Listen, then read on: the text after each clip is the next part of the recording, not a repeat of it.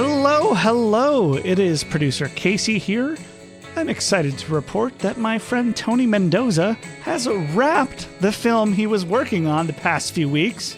And my other friend TJ Shanoff is also back from a work trip. And the guys are furiously working on some new episodes for the winter. But for this week, we wanted to dig back into the stacks and find an old favorite. And I can't believe we haven't rerun this episode since we first released it back in November 2023. It is one of my favorites, and I hope you dig it this week. Without further ado, please enjoy this fab flashback to our deep dish into Liverpool Drag. And we're all right. Feedback protection's off. We're good to go. Yeah, get that feedback protection off. Turn it off. We want feedback.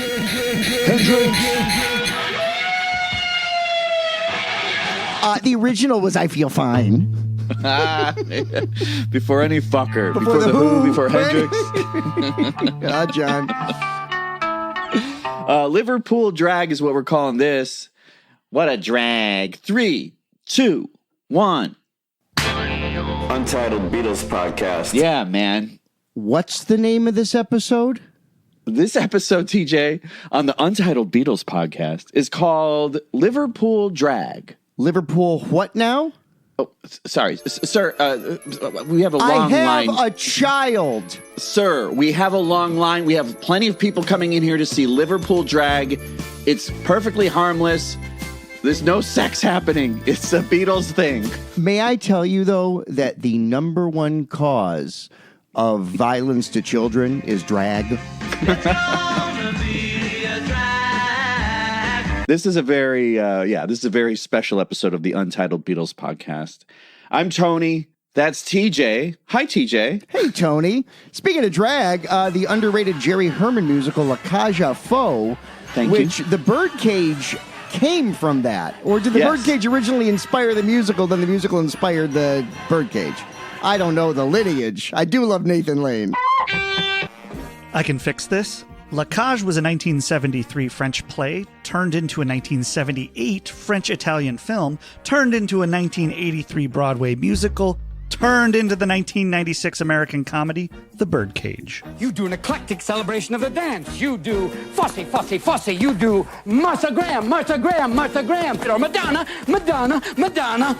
But you keep it all inside. So Liverpool Drag, what the hell are we talking about? These are bands that aren't the Beatles, but in 64, when the Beatles came out, they suddenly appeared. There are a lot of sound-alike Beatles bands that are maybe either trying to cash in on the thing or cash out on the thing. Or cash out because their career is floundering and they need to hitch their ride onto this new Beatlemania fad. So, yeah, we're going to talk about 10 different Beatle sound-alike songs. Like, wow, the Beatles, aren't they the swinging living end? You dig, chick? I dig, Chuck. That's one scene I gotta make. Me too, Chuck. Great, we'll make it together. I'll borrow wheels and we'll go, girl, go. Crazy. Let's give everybody this scam. Yeah, so you pitched this thing in the spring, and I had no idea what it was. I was basically the guy screaming in the back about drag. I didn't know what you meant, and I believe there's a song called Liverpool Drag. I still don't understand it, but it's a great idea. And I did my homework for this. I had a Second City gig in lovely Indianapolis, and I drove myself, and because it's my dad's '03 Corolla, I burned a CD with a mix of these songs for the show. I listened to all of them about 6 times, and I can't remember any of them. No, there's some good ones, and there's certainly some things to discuss. There's definitely some of that. Yeah. So we'll talk about that. Of course, we have some housekeeping to do very briefly. Don't worry about it. All we're asking is that you like and subscribe. If you're listening now, you like this thing, hit the subscribe button. It helps us. Please leave a kind review. And then we got the Patreon as well. I wanted to shout out 2 people in our Patreon, Mick B, who keeps making these great post-episode artwork about the shit we talk about. Could we share those? Mick B's art is great. Yeah, I don't know how to share it. This is an audio medium. We could just sit here and talk about it. We have a website. Oh, yeah, you're Yeah. Yeah, but then Casey, great producer Casey. What's going on with the website? Check your job duties. Wait, hold on, man. Hold on, though. Like, this is a way we get people to get on the Patreon so they can see these things. Oh, fuck. Yeah, we're going to pull an Elon Musk and start charging for the website. Whoops. And then, yeah, so in our in our Sometime in New York City episode. Highest rated to date. People clamoring. Everyone has Sometime in New York City fever right now because of our podcast. Well, and here's the thing. And sadly, it's not going to be on UBP1 because it only made it to number 2 in record retailer. Yeah. But Cashbox is still on our side. That said, so we mentioned David Peel in that episode, and one of our Patreon members, Glenn Kay, talked to David Peel on the telephone for like 10 minutes, like way back when.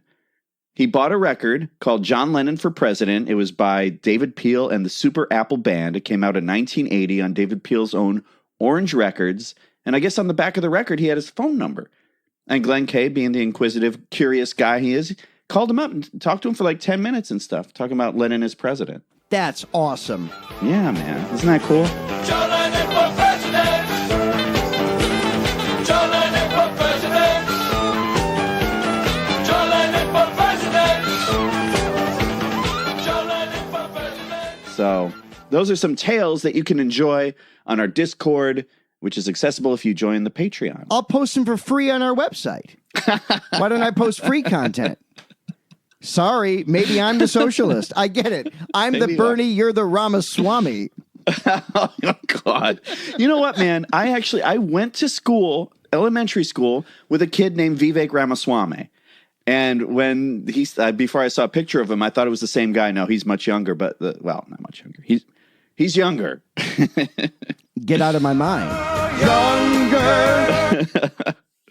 All right, man, let's do it. Liverpool Drag. Let's get into it, man. So, Tony, I call this album, or the compilation you made of 10 songs, the songs Lennon and McCartney gave away before even considering writing them and giving them away.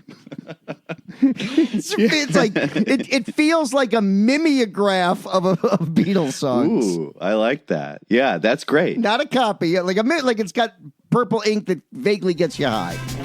A stencil duplicator, or mimeograph, can quickly produce copies in one or more colors, usually purple.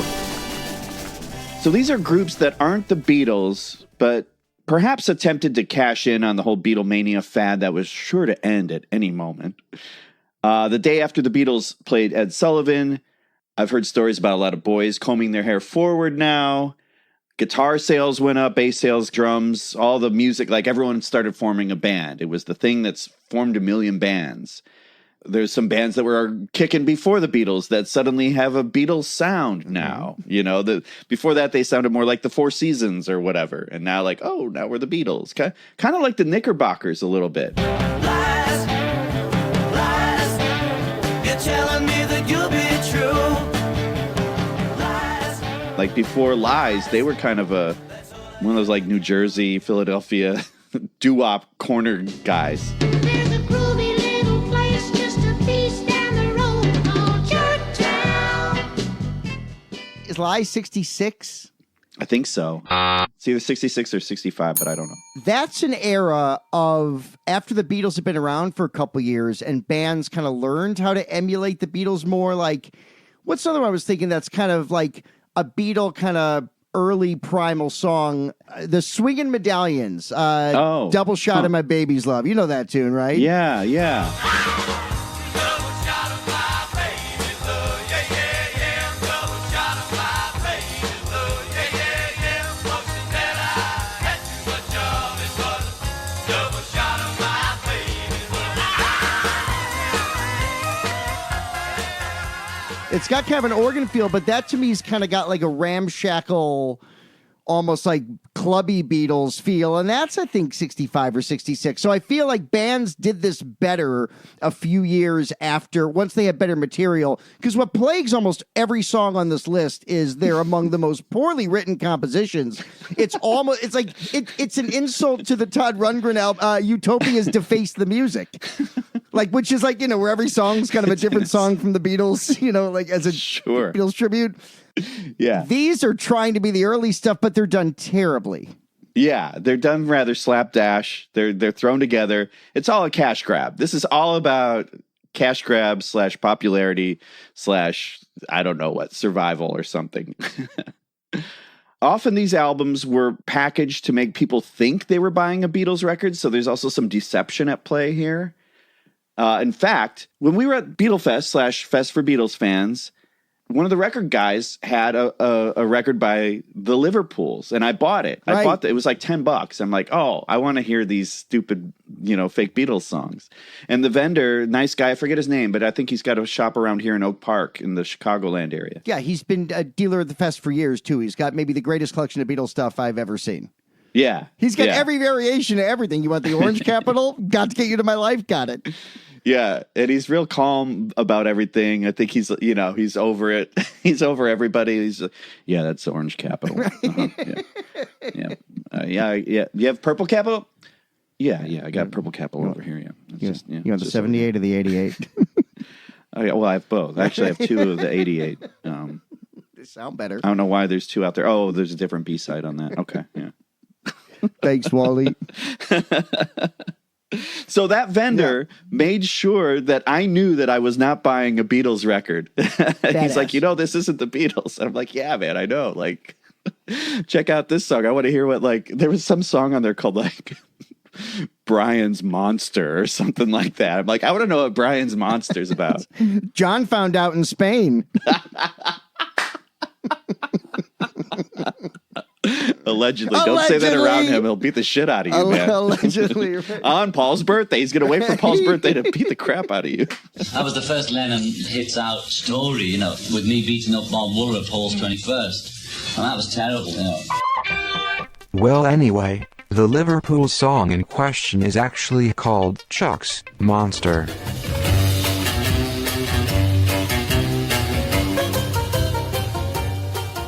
Here's some of the liner notes from that Liverpool's album I bought. It's called The Liverpool's Beatlemania in the USA.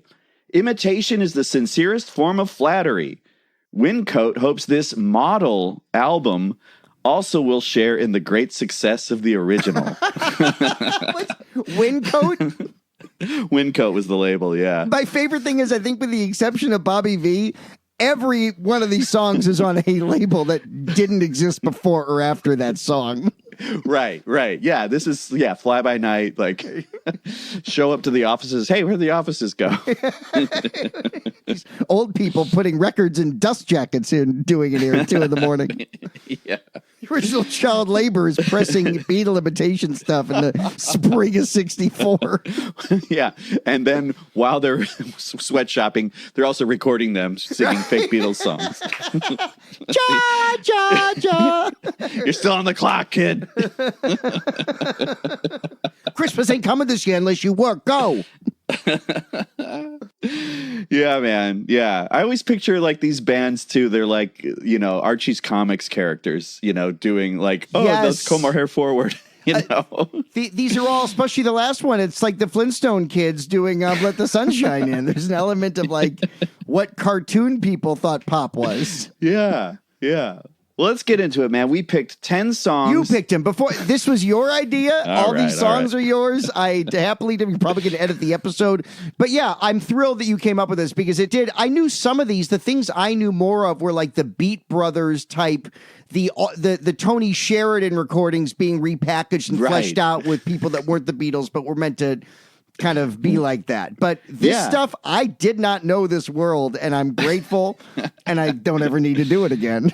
Well, that's too bad, TJ, because there's plenty more where this came from. But we selected 10. Let's start with The Bugs, Buggs. There's 2 bands that actually had this moniker. There's one that put a single out, and there's one that put an LP out. This is the band that put the LP out.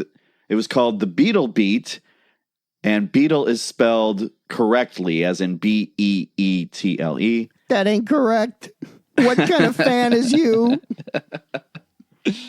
This came out, it says it came out in February of 64, which, whatever, I find that very hard to believe. Recorded in England, which is a lie. Yeah, by four lost Americans? These people are not English? No, they're from New Jersey. This is a band that was actually called the Coachmen 5, or as you would say, TJ, Coachman V. Yeah, Coachman V. I liked when they added a 6-member. Coachman VI. Yeah, that was Jimmy Nickel. I don't know if you knew that. Before the Shub Dubs, he was in Coachman VI.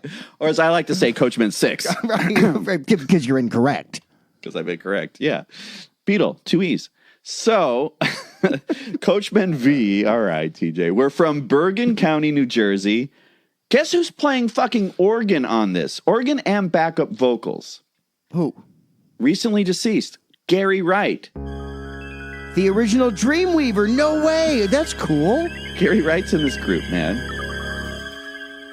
I've just closed my eyes again. Climbed aboard the Dreamweaver train. So there's a Ringo connection. Gary Wright played in the All-Star Band tour. There is. So these guys are connected to Ringo. This got to go off the list. Well, all right. Maybe when we do the reissue, we'll cut all this shit out. But for now, let's take a listen to The Bugs with the episode title cut, Liverpool Drag. I love you and I need you, baby. Why can't you understand? I'm pleading, it's you I'm needing, baby. I wish you'd leave that man. Why won't you leave that man, my man, my man? Why won't you leave that man? I'm sorry. The original title, TJ, was Why Won't You Leave That Man? They say man, my man, my man. They invented the phrase, my man. Well, yeah. It certainly sounds a lot like I Want to Hold Your Hand. There's something going on with that. They on this record, they also cover I Want to Hold Your Hand and She Loves You, which a lot of these bands cover. I feel like that also gives you a timestamp on like when these records were made, you know, like, oh, February of 64. Yeah, it could have been made like 2 weeks later. You know, why not? I mean, some of the story on this record was that these guys recorded these songs, Coachman V, Coachman 5. Then the record company did a thing where they made them, you know, the Beatles, and they changed these song titles to things like Liverpool Drag, which they never say or Yeah, sing. what does it mean? Is that like a driving reference? A 1, 2, 3, 4, 5? Let's go for a drive. It might because we're right on the heels of surf and hot rod songs being in you know, Drag City. Yeah, I'm going to Drag City. What do now? I'm going to Drag City. What'll she do now? I'm going to Drag City. You know, a lot of songs about dragging. All that chill wave stuff. Yeah, chill wave. That's chill wave. No, but if it is, that's a fascinating title to call it Liverpool Drag because it plays on the direct. Everyone has now heard for the first time in American history. Everyone knows where Liverpool is, right? And then drag associates with the American car craze of the early '60s. Yeah, that would make great. It's a great marketing. It's a shame it's a shitty take on I Want to Hold Your Hand in a different key. And seriously, I'm so annoyed by man. Drives me nuts. Why won't you leave that man, my man, my man? Why won't you leave that man? Yeah, this did not chart. None of these songs charted. Untitled Beatles podcast exclusive. Yeah. Untitled Beatles podcast exclusive. Bite me, Mark Lewison. The next song up was originally called You Got Me Bugged. You got me bugged, and I don't know what to do. You got me bugged, 'cause I'm flipping over you. But turned into Mersey Mercy. Like the Cannibal Adderley Buckingham's tune. The Cannibal Adderley wrote and the Buckinghams covered. Mercy, mercy, mercy. That you knocked me off my feet. Have mercy on me, 'cause you knocked me off my feet. Listen, Chicago's very own the Buckinghams were huge for about a 3-year span. Great cover of I Call Your Name. And I support the Buckinghams. I'm going to say Buckinghams over the band Chicago. I love when you get so excited, you climb to the top of your mountain and you scream it off this mountain that you just made, that you just decided about. They're a great band. Buckingham's over Chicago. Yeah. I mean, sure. Yeah. Right? Yeah. Why not? I'll go with you on that. Yeah. At least the Cetera era. The Cetera. Oh, the Cetera.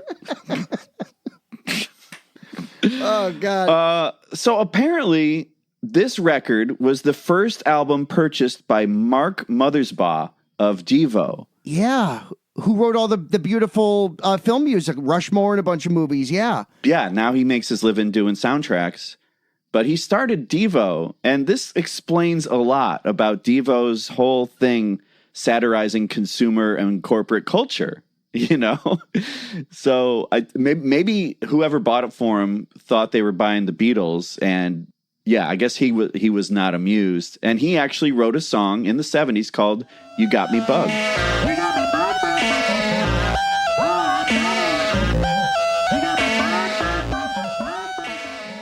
That's really cool. What a cool fact that this was Mark just by chance. Mom or dad bought it at like the Woolworths or the drugstore, wherever people bought 45s or records or whatever. And that's the first thing you heard. I love those beautiful stories. Right? Yeah. These records made their way into people's homes, somehow, often by accident. You got me dreaming of all kind of silly things. You got me thinking of love and a wedding ring. You got me bugged. So yeah, Tony, what does "you got me thinking of loving a wedding ring" mean? Like buying? Like loving someone? I'm pretty sure he says "you got me thinking of loving a wedding ring." And at one point, I don't remember this note, but I've got the word "butt" written down 4 times. You got me, but. I don't know what that refers to. I think they're saying bugged. You got me bugged. Bugged. Yeah. Shandog just hears butt. Yeah, I mean, you're a butt man. What can we say? I'm a Cub fan and a butt man. Hey, I'm a Cub fan. He's a Cub fan. And I'm a butt man. He's a butt man. Ooh, Harry. Holy cow. Yeah, I mean, the one thing you can clearly kind of see that they nicked from the Beatles is that low guitar phrase that they stole from "It Won't Be Long." Every night when everybody has fun, you got me thinking of love and a wedding ring. Yes, it is, as is like a weak-ass twist and shout, Bill. But pretty baby, you win. That seems to be one of the things a lot of these groups do. The twist and shout vocal build. Weak twist and shout and unenthusiastic wooing are hallmarks of these songs. Well, let's move on to Bobby V. He was an established cat. In '64, he puts out this record called Bobby Lee Sings the New Sound from England. Your autocorrect changes it to Bobby Lee, too. Oh, fuck me. No, buddy, all my notes are Mad TV's own Bobby Lee. Every single note after this. We have to keep this because mine are the same way. I'm like, well, all right, I guess Bobby Lee of Mad TV saying, "Take good care of my baby" in '61.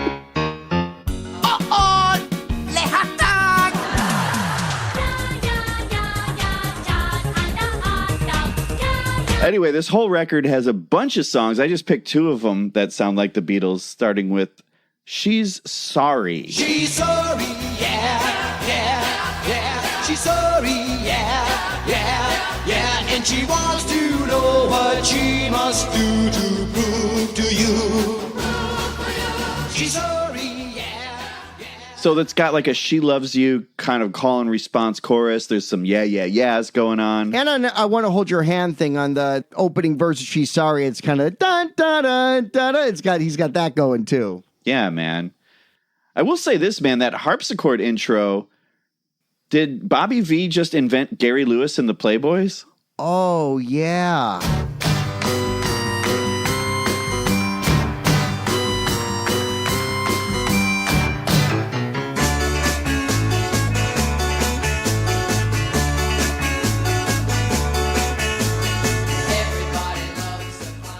this is the beginning of Jerry Lee Lewis's son.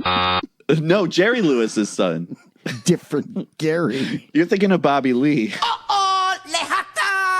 Buddy, I like Bobby V. The Night Has 1,000 Eyes is like a weird mid-'80s oldies 104.3 classic for me. Maybe I heard it once driving at like 11 o'clock in high school, but I remember it's just one of those weird, indelible, like, oldies. It's just one of those. So remember when you tell those little white lies that the night has 1,000 eyes.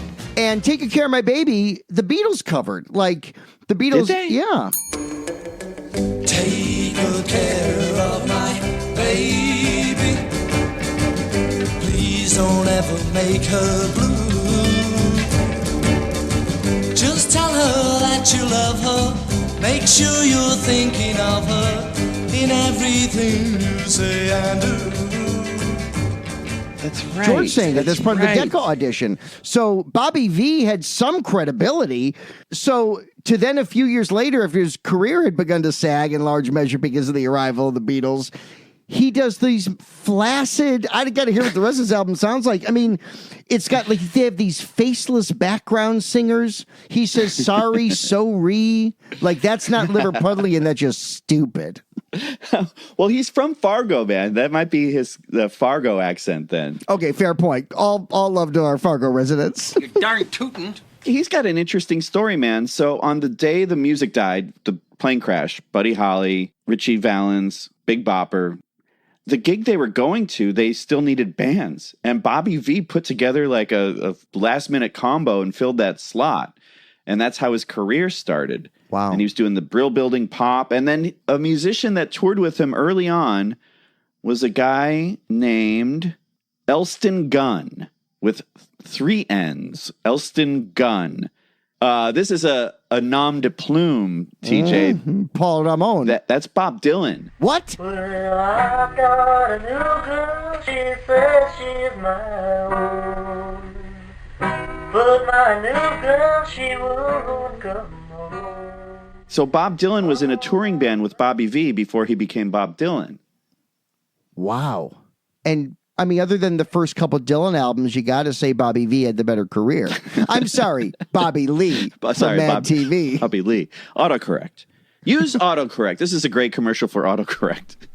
Use autocorrect so you can fuck up on your side hustle. If this is a side hustle for you, you in trouble. Tony, the harmonica that you referred to is terrible. And what harpsichord? Fucking key? Harpsichord. Let me take that again. That's right. Autocorrect. A fucking autocorrect. Tony, the harpsichord you referred to is terrible. And what fucking key is this in? Well, it's what key is it in? It's not in a key. It sounds minor. I don't know. Yeah, good question. It's my last note is it's like the Brill Building for assholes. She knows that she was wrong. It was her fault all along.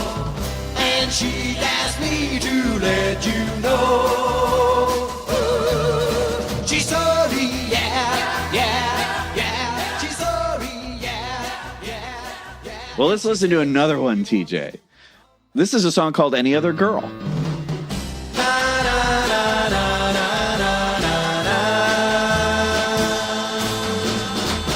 Take a good look into my eyes. I'm sure that you will realize there could not ever be any other girl. Would be more interesting than this song. It's a plagiarism of Please Please Me. And it almost has that Take Good Care of My Baby kind of vocal. Yes, it does. With that kind of vibrato thing going on. Yeah. It's a terrible song. I mean, yeah. It's cool that there's piano, but what is this? Okay, so Bobby V is from Fargo. Bobby Lee is from California. California over Fargo. Bobby Lee over Bobby V. Or as I like to call him, Bobby 5. Bobby 5 is alive. Hey, laser lips, your mama was a snowblower. Well, thank you, Bobby V. Next up is the Manchesters. The new sound from England, Beatlerama. This is on Diplomat Records. It's an offshoot of Arista. No one's heard of it. Let's listen to Love Has No Strings. Love has no strings, it travels at will. There's no way to find it, we can't hold it still. It comes and it goes like the sea with the tide. Real and it feels, there's no way to hide. TJ, my note for this is And I Love Her by Cowboy Elvis. Yes, that's very apt because my note for this is... Let's try it again. 3, Bobby 2, V. 1. Bobby Lee. That's very apt because my note for this is this should play in a Tarantino film where someone's being dismembered. Love is so wonderful. You may never understand.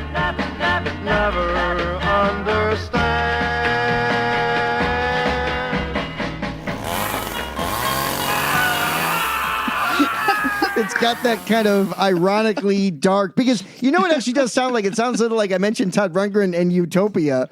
It sounds sort of like their version of If I Fell, well, Where Does the World Go to Hide? It's got a little bit of that feel, but that's just 25 times better of a song.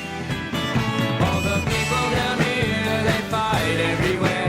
They destroy and they poison, they don't even care. So where does the world go to hide?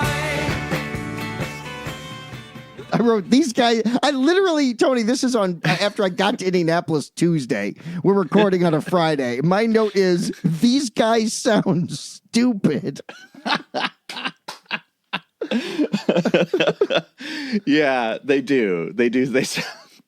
Yeah, these are like American Archie comics imbeciles, that are like, oh, we could do what that's easy what they do, we'll do it too. 100%. Love has no strings. Love has no strings. Here's what the liner notes say. The Beatles and their music approach the hysteria of the twist and similar music.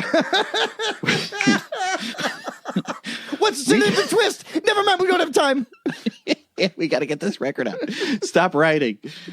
We feel we have captured the sound of the Beatles in this album, and it is being presented in an effort to keep our friends abreast of the current trends. This is also further indication that good music need not be expensive. I love when you undersell what you're selling as an obvious marketing ploy. It's great. Yeah. Well, let's listen to, this is an original song by the Manchesters called Little Miss Margie.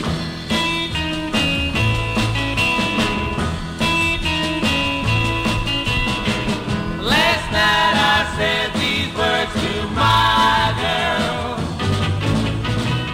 I know you never even tried. Hit that buzzer. That's not original. What in the world and why? Okay, cover the song. It's clearly, Tony, it's an error. It's like when the Back to the Egg CD came out and Capitol put Rudolph the Red-Nosed Raggy on it. Right. This is a typo, it's an error. It's a misspelling. They meant to spell Please Please Me, but instead they spelled Little Miss Margie. Yeah.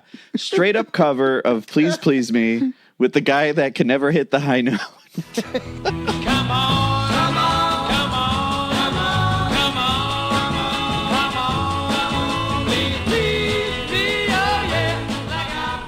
Really bad. He does back away from the mic. So he's got that technique down. Yeah, he's got that technique down. By the way, this is still streaming, so you can listen to this on Spotify. Like, I don't know who's getting residuals for Little Miss Margie, but is it a needle drop or did Giles Martin do a remix from the original 2-track? No, for real. What is it like? I wonder if it's a needle drop. I think it's from the master. Wow. Okay. No, I didn't hear any vinyl pops on it. Well, good for them. This, I would still take this over From Me to You on Beatles 1. Wow, man. Wow. We're full of hot takes today. Hey, it really is a testament, though, to the brilliance of Please Please Me, as you know, my favorite Beatles song, that even this drecky, poorly performed, this is a drecky one. Even the poorly performed version, you still hear like, wow, what an innovative and exhilarating song. Performed incompetently. Right, performed terribly. I don't want to stop complaining, but you know there's always pain in my heart. In my heart, I do all the reason with you. It's so hard to reason with you. Oh yeah, why do you make me blue? Next up is Gene Cornish and the Unbeatables. Unbeatables, but that's spelled Unbeetables. Anyway. Those are those little frozen things with peanut butter and jelly. Unbeatables. That's also, I believe, the documentary of the 72 and 10 Bulls season was called Unbeatables. Oh, but spelled Unbeatables. Right. Yeah. The VHS of that, Christmas in 96. Well, dude, Gene Cornish. I don't know if you recognize the name, but Gene Cornish is a founding member of the Young Rascals, who had the hits Good Lovin', Groovin', etc. Wow, I didn't know that.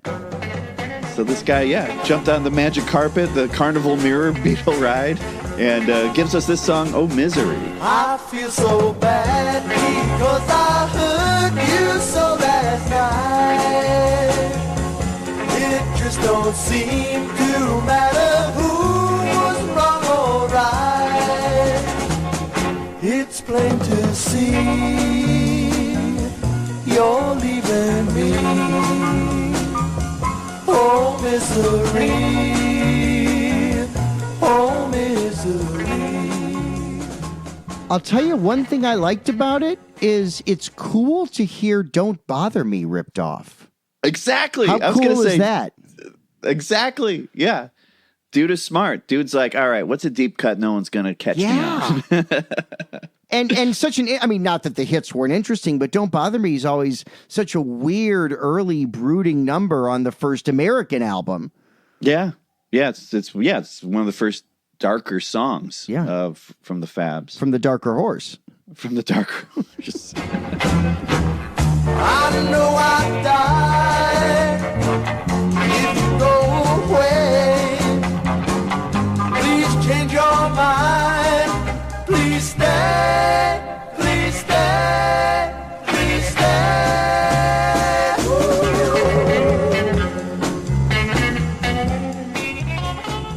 I call this an excellent ripoff. This one I think is all right. Yeah. I'm with you. Like, do I like it? That's debatable, but it's interesting. And again, ripping off not just a Dark tune, but a Harrison tune is neat. I a lot of respect for that. And the Young Rascals, great band. Indeed, man. Indeed. Moving on to the Weevils. Not the Weevils, Dad. The Beatles. Dad. Another topical one. But this, that happened. Someone bought a Weevils record thinking like, yeah, I think that's the group. Yeah, just for the kid. Totally. Oh, funny. This is the Weevils with their song, Here I Am in Love Again.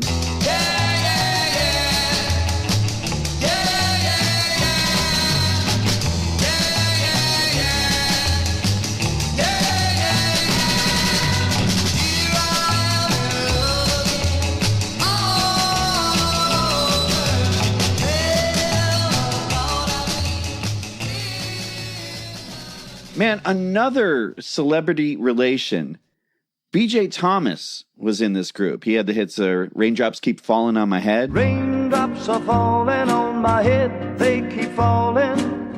So I just did me some talking to the sun.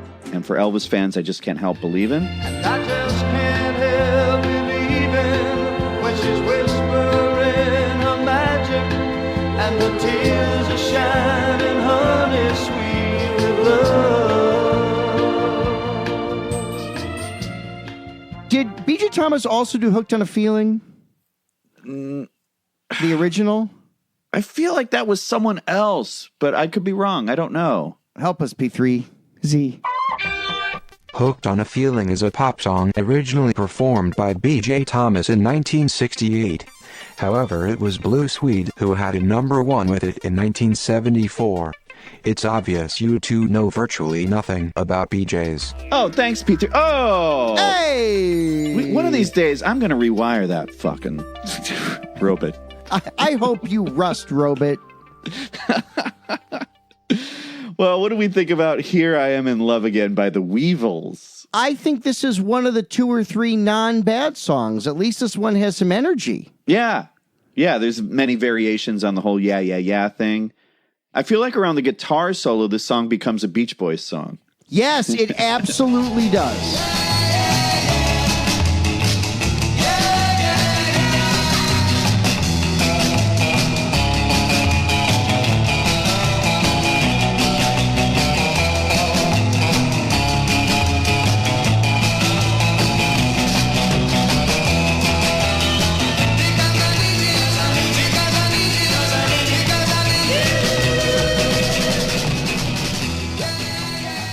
It starts Beatles and then this is more familiar. Yeah, so Capitol was doubly mad.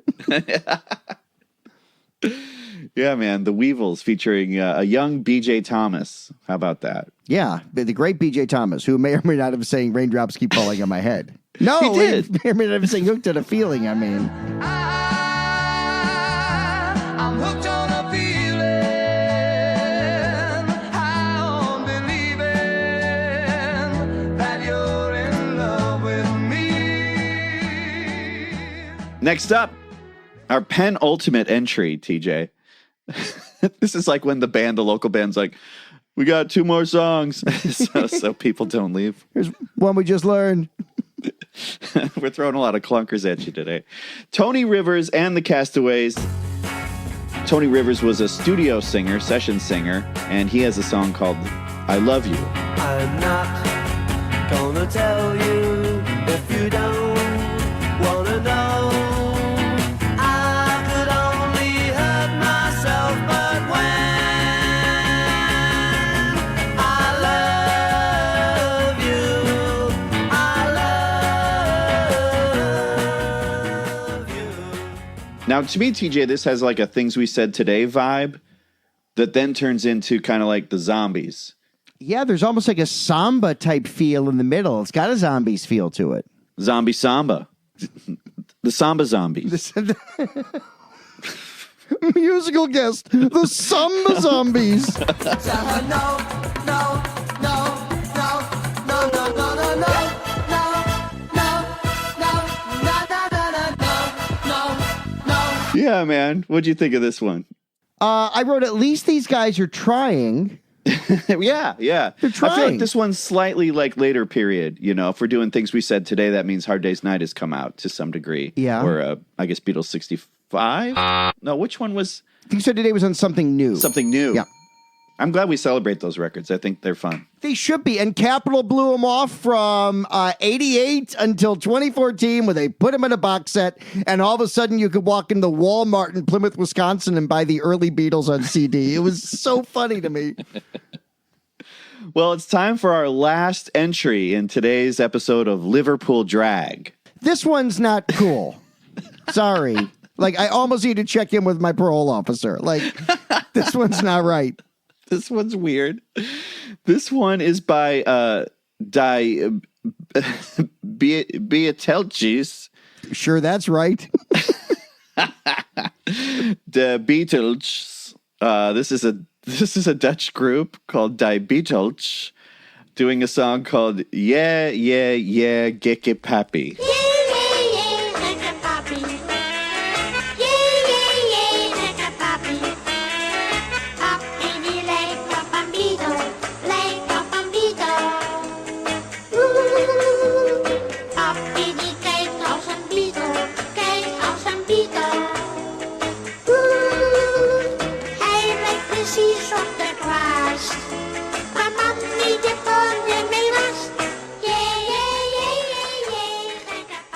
Hey, Gekke Puppy. Greatest Boston Red Sox in the last 20 years.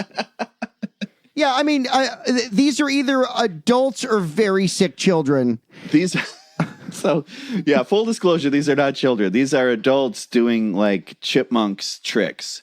But instead of pretending to be lovable squirrels, chipmunks, or whatever, wearing clothing, these are, children. It's actually one child on the 45 cover. It's 3 photos of the same kid holding a guitar 3 different ways in a diaper or whatever. That's his generation's Threedles. Excuse me, TJ. You mean die 3/10 cheese? That's right. That's the proper Dutch pronunciation. Sorry, yeah. Coachman 5. Coachman V. So, I don't know, man. Yeah, so this song's weird. It's got obviously the yeah thing going on. I thought I heard the lyric, "Hey, in my dumper, meet my new crapper." Well, as someone who's raising a kid who's a big pooper, when he had a diaper dumper, we would bring it to the crapper damper.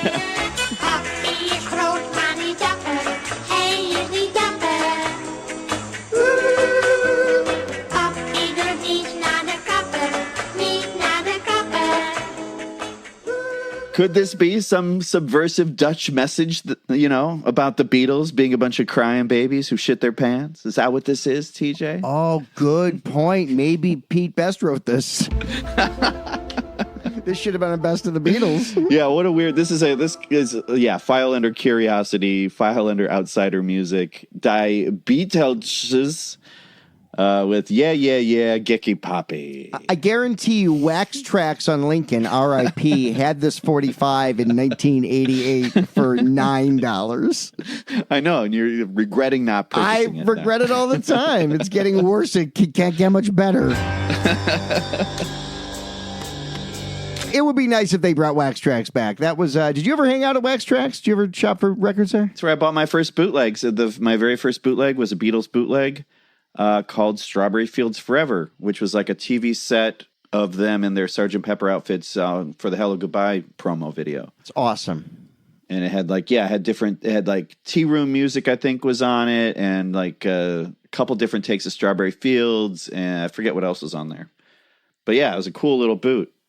I sometimes wish there were 2 different kinds of record stores. Like, I wish there was like the Rose Records Tower type store. Sure. And then the old school, like a Wax Tracks, like Dr. Wax, secondhand tunes, that kind of thing with just used stuff. Because it does get annoying sometimes when you're browsing at a record store and they have 5 or 6 copies of like, the Revolver remix, but like nothing else. Or like you're looking at the Led Zeppelin thing and it's only, all the reissued stuff sealed and then like like Now and Zen, a used copy of it. Right. Yeah.